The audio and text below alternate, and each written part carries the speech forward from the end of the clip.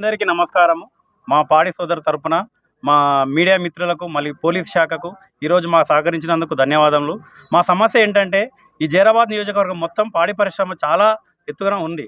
అందరూ తీసుకుంటారు కానీ ఇక్కడ కంపెనీలు చాలా ఉన్నాయి. వాళ్ళకి మద్దతు ధర లేక వేరే రాష్ట్రం నుంచి పాలు వస్తున్నాయి. మాకు కావాల్సింది మాకు మద్దతు ధర ప్రకటించి మా ఉన్న రైతులను ఎవరైతే ఇక్కడ పాడి పరిశ్రమ ఉందని కంపెనీలు పెట్టారో ఇక్కడ హడ్సన్ ఉంది, విజయ డైరీ ఉంది.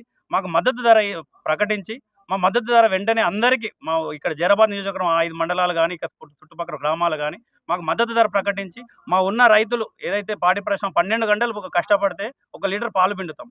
అలాంటిది పాలు ఈరోజు రోడ్డు మీద మా పరిస్థితి బాగలేదు. ముఖ్యమంత్రి గారు ప్లస్ ఉన్న ఇక్కడ అధికారులకు అందరికీ విన్నవించేది ఏంటంటే మమ్మల్ని కాపాడండి, మమ్మల్ని కాపాడితే మీరు ఆరోగ్యం ఉంటారు. మీకోసం ప్రజల కోసమే మేము కష్టపడుతున్నాము.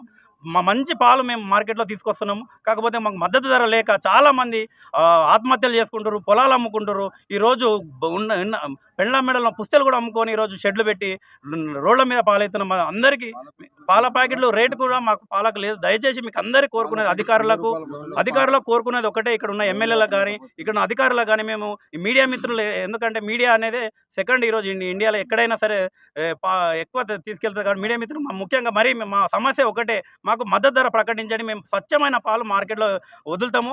మార్కెట్లో మీకు అందరికీ స్వచ్ఛమైన పాలు ఇస్తే అందరి ఆరోగ్యాలు మీ పిల్లలవి కానీ మీ కానీ ఆ బాధ్యత మేము తీసుకుంటాం. మా రైతు సోదరులు అందరి తరపున నేను ఒకటే మీకు విన్నవించి కోరుకున్నది ఒకటే, మేము మార్కెట్లో ఎవరమైనా కల్తీ పాలు లేకుండా మేము చూసుకుంటాం. మాకు మద్దతు ధర ప్రకటించి మమ్మల్ని మీరు మీడియా మిత్రులకు ప్రతి ఒక్కరికి నేను కోరుకునేది ఒకటే, మా రైతులను సహకరించండి, మా రైతుల మద్దతు ధర ప్రకటించండి.